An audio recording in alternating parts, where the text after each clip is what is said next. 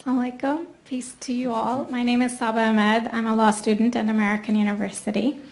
I am here to ask you a simple question. I know that we portray Islam and all Muslims as bad, but there's 1.8 billion Muslim followers of Islam.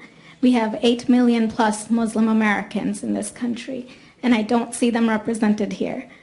But my question is, how can we fight an ideological war with weapons? How can we ever end this war? The jihadist ideology that you talk about, it's an ideology. How can you ever win this thing if you don't address it ideologically? Great question. I am so glad you're here, and I am so glad you brought that up because it gives us an opportunity to answer. What I find so amazing is since the beginning of this panel, which we are here about Benghazi attack against our people, not one person mentioned Muslims. We are here against Islam, or we're launching war against Muslims. We are here to discuss how 4 Americans died and what our government is doing.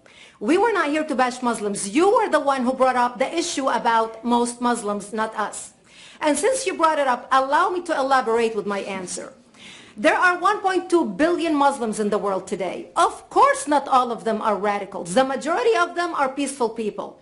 The radicals are estimated to be between 15 to 25% according to all intelligence services around the world. That leaves 75% of them peaceful people.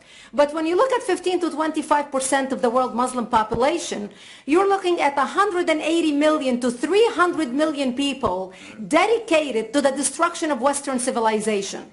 That is as big of the United States. So why should we worry about the radicals, 15 to 25%?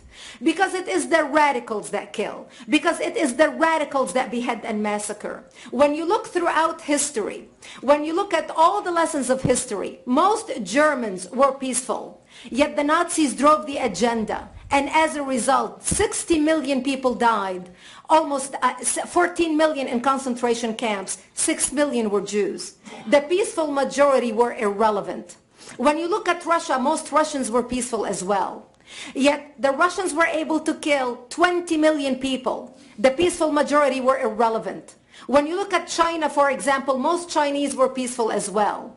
Yet the Chinese were able to kill 70 million people. The peaceful majority were irrelevant. When you look at Japan prior to World War II, most Japanese were peaceful as well. Yet Japan was able to butcher its way across Southeast Asia, killing 12 million people, mostly killed with bayonets and shovels. The peaceful majority were irrelevant.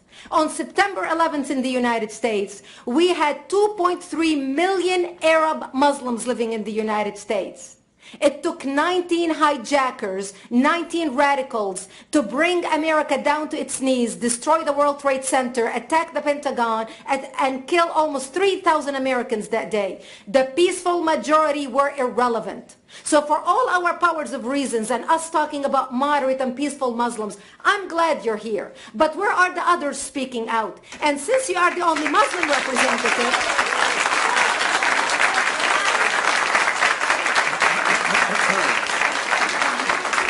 applause till the end.